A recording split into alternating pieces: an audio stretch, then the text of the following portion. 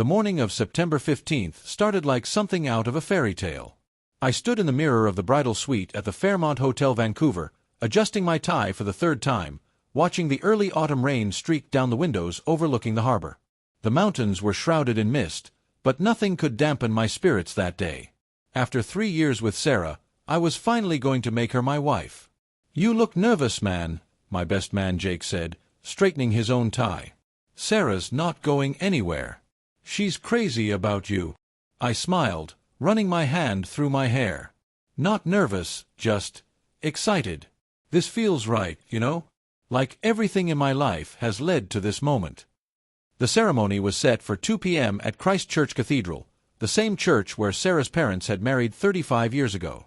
We'd spent months planning every detail: the flowers, the music, the reception at the hotel. Sarah had insisted on tradition, and I loved her for it. She wanted the whole experience: the white dress, the church ceremony, the family gathered together. I thought about our first date 3 years ago at a coffee shop in Gastown. Sarah had been reading a book about marine biology. She was completing her master's degree at UBC. I'd been immediately drawn to her intelligence, her laugh, the way she got excited talking about ocean conservation. She was nothing like Emma, my ex-girlfriend from 5 years ago. Where Emma had been impulsive and unpredictable, Sarah was steady, reliable, someone I could build a future with. The phone buzzed. A text from Sarah: "Can't wait to see you at the altar. I love you more than the ocean loves the shore." I felt my chest tighten with emotion. This woman understood me, supported my career as a software engineer, and had even convinced me to volunteer at the Vancouver Aquarium on weekends. She'd helped me become a better man. "Time to go," Jake announced, checking his watch. "The limo's here." The ride to the cathedral was a blur of Vancouver's familiar streets. We passed through downtown, where the glass towers reflected the gray sky, then through the residential areas where maple trees were just beginning to turn orange and gold. The city felt alive, buzzing with the energy of a Saturday afternoon. At the cathedral, I greeted the guests who were already arriving. Sarah's parents, her sister from Calgary, my own parents who had flown in from Toronto.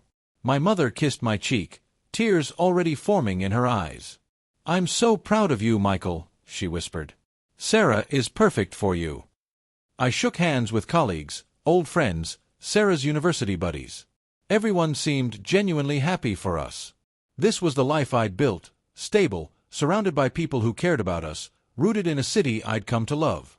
The ceremony began at exactly 2 p.m. The cathedral was filled with the soft sound of the organ, the scent of white roses and eucalyptus. I stood at the altar, watching the bridesmaids walk down the aisle in their deep blue dresses. My heart pounded as I waited for Sarah to appear. Then she did. Radiant in her grandmother's vintage lace dress, walking arm in arm with her father.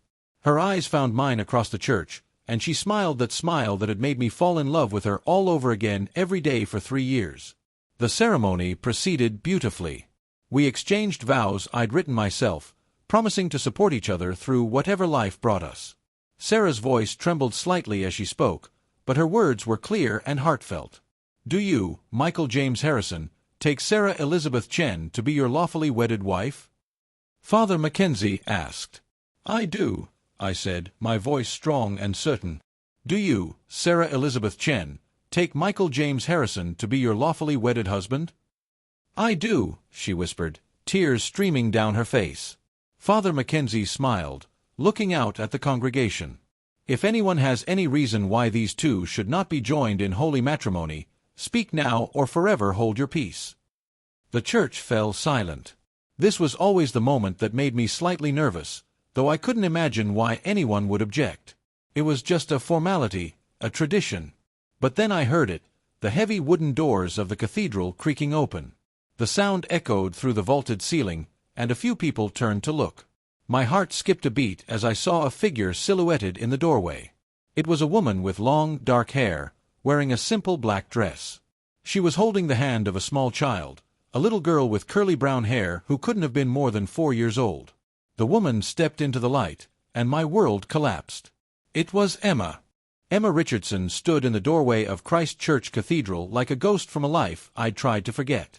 Her dark hair was longer now, pulled back in a simple ponytail, and there were lines around her eyes that hadn't been there 5 years ago. But it was unmistakably her, the same piercing green eyes, the same determined set to her jaw that I remembered from our tumultuous 2-year relationship. The little girl beside her had my eyes. My brown eyes, my stubborn cowlick, my grandmother's dimpled chin. Even from across the church, the resemblance was undeniable. "I'm sorry," Emma said, her voice carrying across the silent cathedral. "I have something to say." The congregation erupted in whispers. I felt Sarah's hand squeeze mine, felt her confusion and growing panic. Father Mackenzie looked uncertain, clearly unprepared for this moment despite decades of performing weddings. "Emma," I managed to say, my voice cracking, "what are you doing here?" She walked slowly down the aisle, the little girl's hand still in hers. Each step felt like a hammer blow to my chest. I could see my mother in the front pew, her face pale with shock. Sarah's parents looked confused and angry. "This is Lily," Emma said when she reached the altar. Her voice was steady, but I could see her hands trembling. "She's 4 years old. She's your daughter, Michael." The words hit me like a physical blow. I staggered slightly, and Jake's hand shot out to steady me. Sarah gasped, her bouquet falling to the floor, white roses scattering across the stone. "That's impossible," Sarah whispered. "Michael, tell her that's impossible." But I was staring at Lily, seeing myself in her face, remembering the night 5 years ago when Emma and I had broken up for the final time. It had been after one of our usual fights, something about my job, about her feeling like I was pulling away from her. We'd had make-up sex, passionate and desperate, both of us knowing it was over but unable to let go. "You never told me," I said, my voice barely audible. Emma's composure cracked, and I saw tears in her eyes. "I found out I was pregnant 2 weeks after you moved out. I tried to call you, but you'd changed your number. I went to your office, but they said you'd taken a job in Vancouver. I didn't know how to reach you." "You could have tried harder," I said, anger rising in my chest. "You could have found me." "I was scared," she admitted. "You'd made it clear you wanted nothing to do with me. I thought maybe it was better this way. I could raise her alone." Sarah stepped forward, her wedding dress rustling. "Why now? Why are you doing this now?" Emma looked at her, and I saw something like sympathy in her expression. "Because Lily's been asking about her father. Because I saw the engagement announcement in the Toronto Star online. Because she deserves to know who her dad is, and he deserves to know he has a daughter." The cathedral had fallen completely silent except for the sound of Sarah's quiet sobbing. I looked around at the faces of our friends and family. Shock, confusion, anger, disappointment. This was supposed to be the happiest day of my life, and it was turning into a nightmare. "Michael," Father Mackenzie said gently, "perhaps we should pause the ceremony while you sort this out." "No," Sarah said firmly, wiping her eyes. "No, we're getting married. Today. This doesn't change anything." But even as she said it, I could see the doubt in her eyes. Everything had changed in the space of 5 minutes. The life we'd planned, the future we'd dreamed of, it was all different now. I knelt down in front of Lily, my expensive wedding suit forgotten. Up close, the resemblance was even more striking. She had Sarah's mother's nose, my father's stubborn chin, Emma's green eyes mixed with something that was purely her own. "Hi, Lily," I said softly. "I'm Michael." She looked at me with the serious expression of a child who'd been thrust into an adult situation. "Mommy says you're my daddy." The words cut through me like a knife. "I think I might be," I said, my voice barely a whisper. She studied my face carefully. "You look like me," she said matter-of-factly. "Yeah," I said, a laugh catching in my throat. "I think I do." Behind me, I heard Sarah's dress rustling as she gathered up her bouquet. When I turned, she was walking back down the aisle, her face set in stone.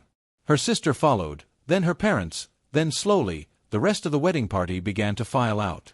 "Sarah, wait," I called after her, but she didn't turn around.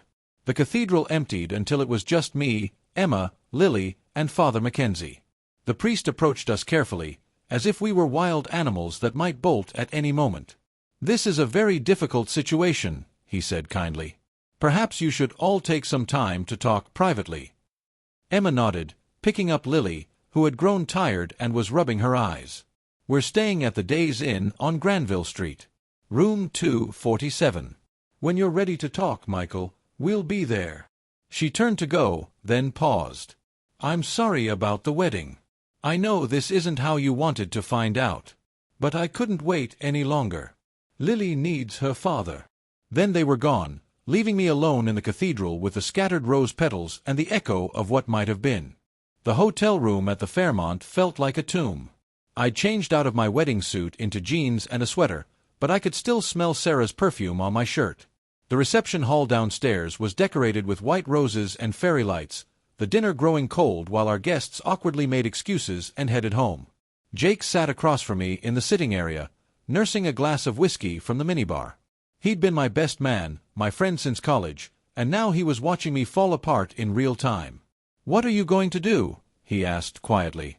I stared out the window at the Vancouver harbor. A seaplane was taking off, its engines growing fainter as it disappeared into the gray sky. "I don't know," I said honestly. "I need to get a paternity test, I guess. Make sure she's really mine." "Michael," Jake said gently, "you saw her. She's yours." He was right, of course.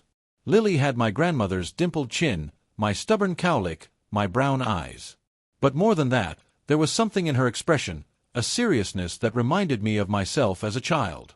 My phone buzzed. A text from Sarah. "I've gone to my parents' house. Don't call me. I need time to think." I set the phone down, my hands shaking. 3 years with Sarah, and in the space of an hour, it was all gone. The life we'd planned, the future we'd dreamed of, children of our own, a house in Kitsilano, family vacations to the Rockies. All of it had crumbled the moment Emma walked through those cathedral doors. "You should go see her," Jake said. "Lily, I mean. Emma's right, if she's your daughter, she needs to know her father." I thought about the little girl in the black dress, the way she'd looked at me with such serious eyes. What if I'm terrible at it? What if I don't know how to be a dad? "Nobody knows how to be a dad," Jake said. "You figure it out as you go." An hour later, I found myself standing outside room 247 at the Days Inn. The hotel was nothing like the Fairmont, worn carpets, flickering fluorescent lights, the smell of industrial cleaning products. But it was clean and safe, and I could hear the sound of a children's television show coming from inside. I knocked softly. Emma opened the door, still wearing the black dress from the cathedral, but she'd taken off her shoes and pulled her hair back with a scrunchie. She looked tired, older than her 29 years. "I wasn't sure you'd come," she said, stepping aside to let me in. Lily was sitting on the bed, watching cartoons on the small television. She'd changed into purple pajamas with cartoon unicorns on them. When she saw me, she waved shyly. "Hi, Michael," she said. "Hi, Lily," I replied, sitting down in the chair across from the bed. "What are you watching?" "Paw Patrol," she said seriously. "It's about dogs who help people." I looked around the small room. There was a suitcase open on the floor, children's clothes folded neatly inside. A stuffed elephant sat on the nightstand next to a picture book about marine animals. "We flew in from Toronto yesterday," Emma explained, following my gaze. "I wanted to give you both time to adjust before we had to fly back." "When do you have to go back?" I asked. "Tuesday morning. I have to work, and Lily has daycare." 3 days. I had 3 days to figure out how to be a father to a child I'd never known existed. "Can I ask you something?" I said.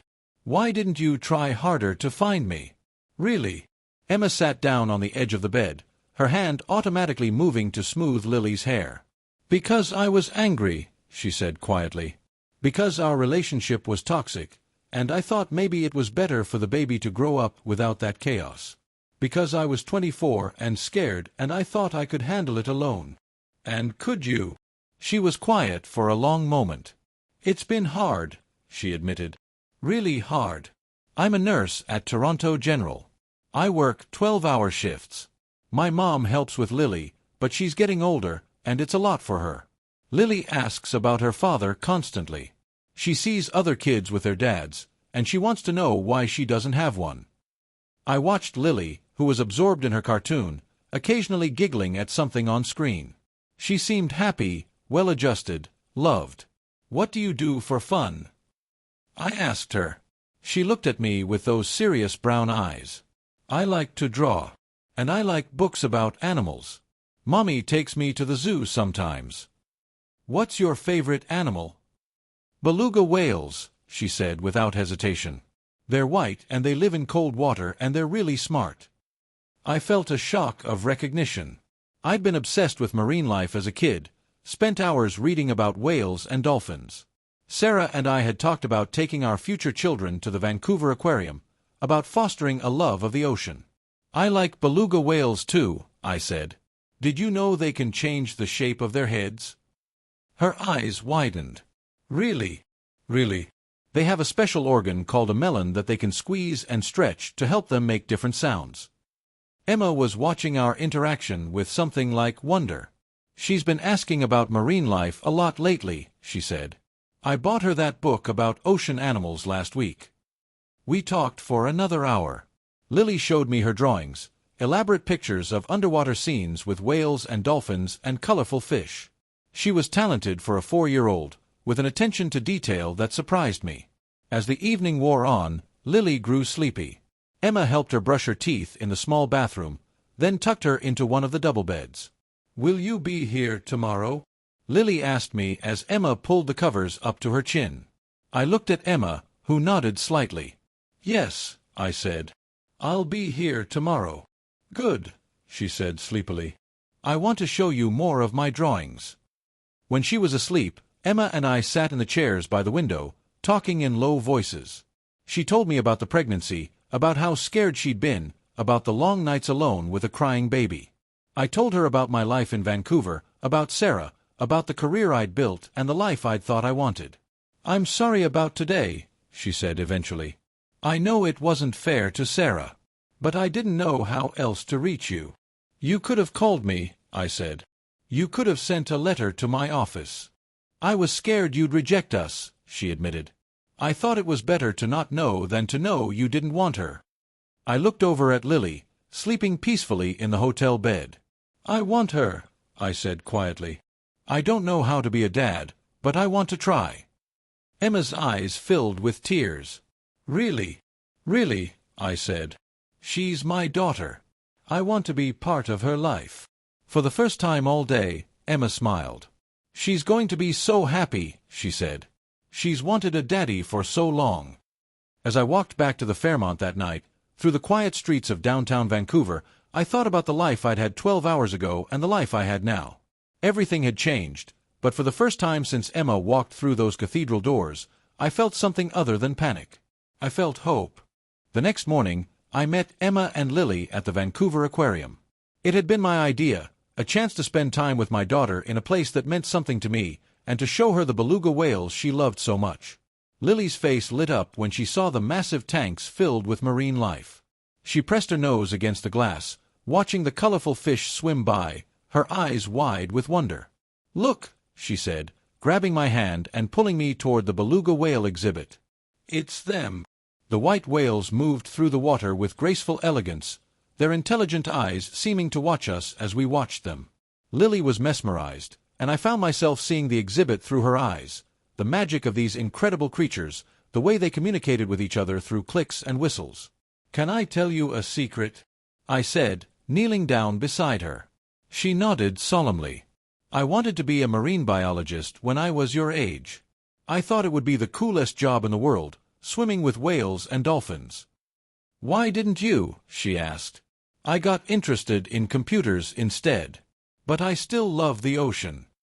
She was quiet for a moment, watching the whales.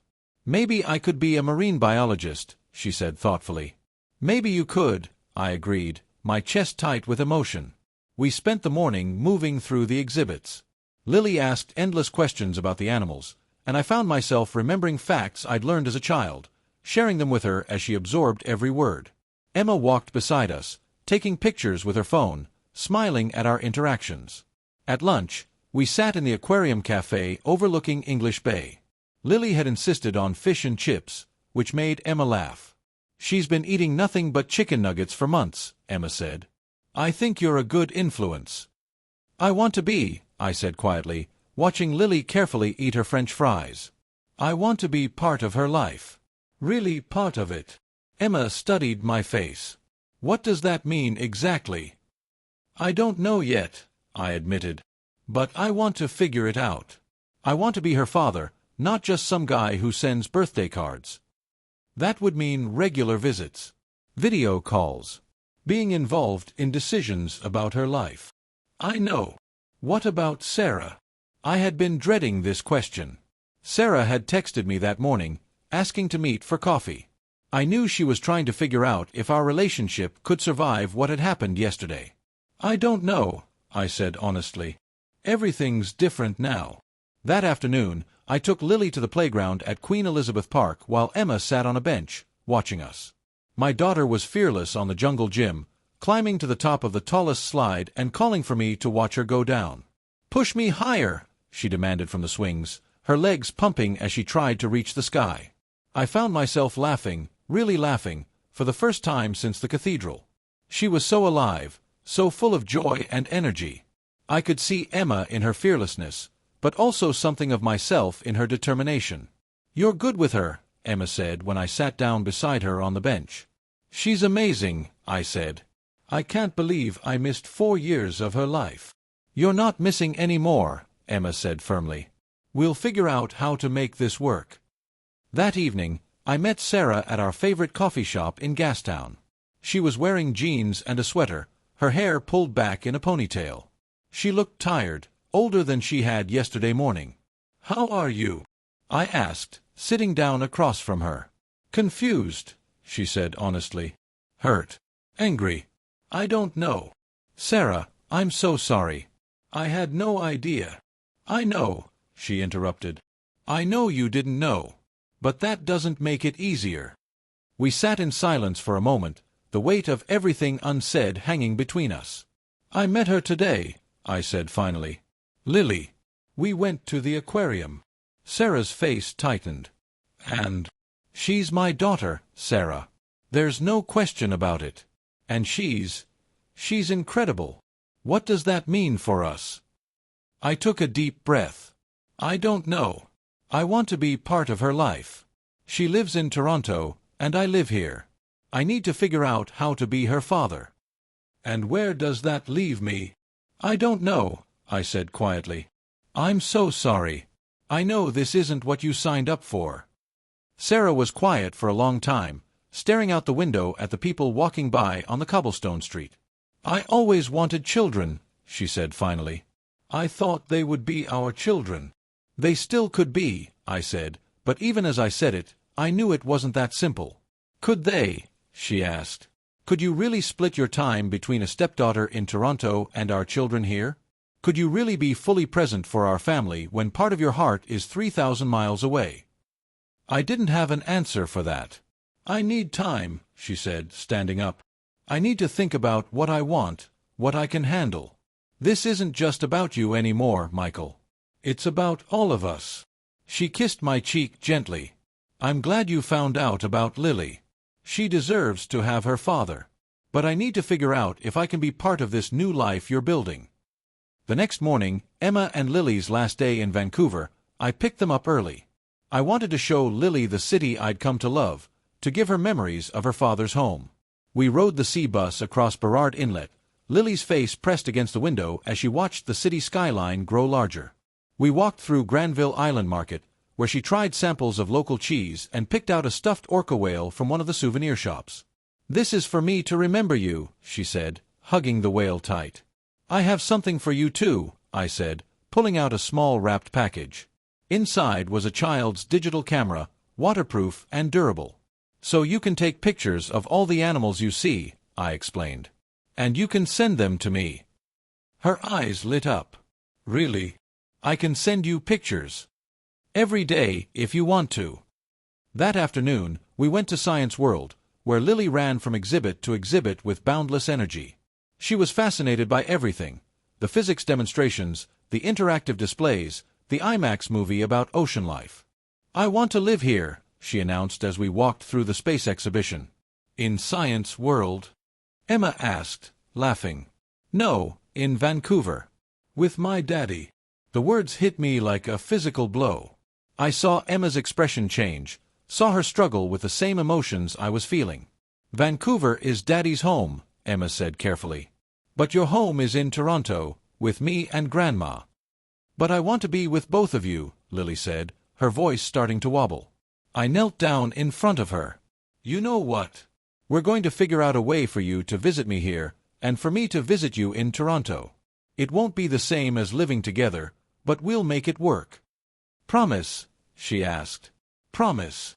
That evening, their last night in Vancouver, I took them to dinner at a restaurant with a view of the harbor. Lily was tired from our day of adventures, leaning against Emma as she picked at her pasta. "I have a proposal," I said to Emma. "I want to fly to Toronto next weekend.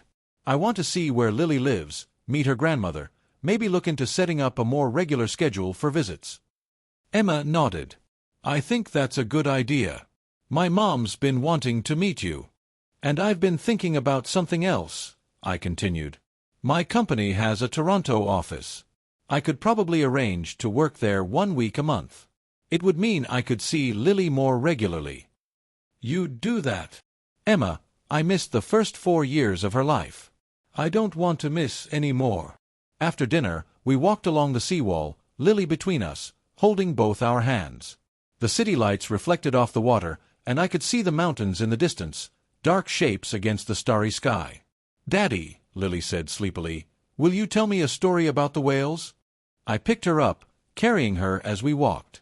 "Once upon a time," I began, "there was a little beluga whale who lived in the Arctic Ocean. She was very smart and very curious, and she loved to explore." As I told the story, I saw Emma watching us with tears in her eyes. This wasn't the life any of us had planned, but it was the life we had now. A complicated, messy, beautiful life that would require patience and compromise and love. At the airport the next morning, Lily clung to me as their boarding was announced. "I don't want to go," she said, her face buried in my shoulder. "I know, sweetheart. But you'll be back to visit soon. And I'll come see you in Toronto. Promise. Promise." Emma took her from me, and I could see that she was crying too.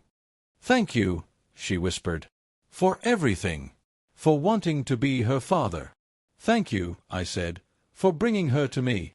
As I watched their plane taxi toward the runway, I thought about the wedding that should have happened 3 days ago, about the life I'd thought I wanted and the life I was building now.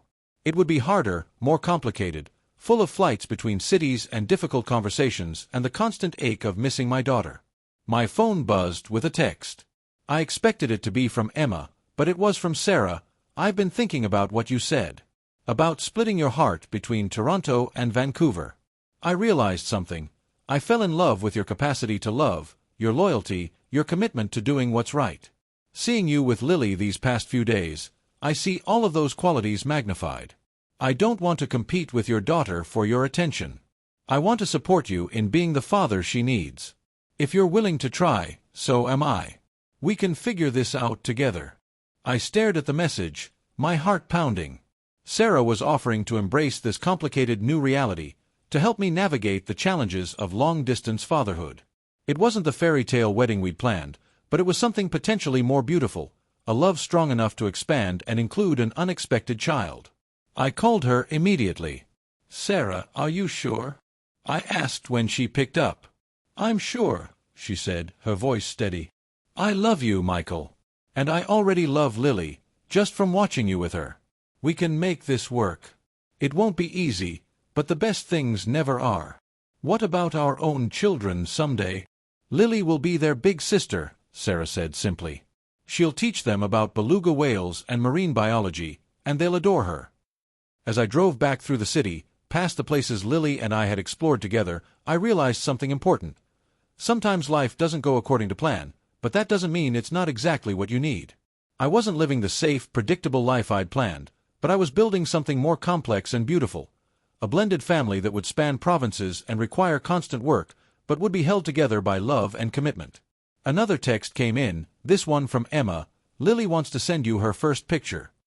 The photo showed the airplane window, with Vancouver's skyline visible below. The message read, "Daddy's city from way up high. Love, Lily." I smiled, saving the photo to my phone.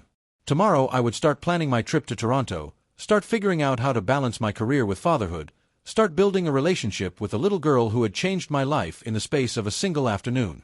And I wouldn't be doing it alone. Sarah would be by my side, helping me navigate this new chapter of our lives. It wouldn't be easy, but it would be worth it. Because sometimes the most important journeys begin with the words, "I object."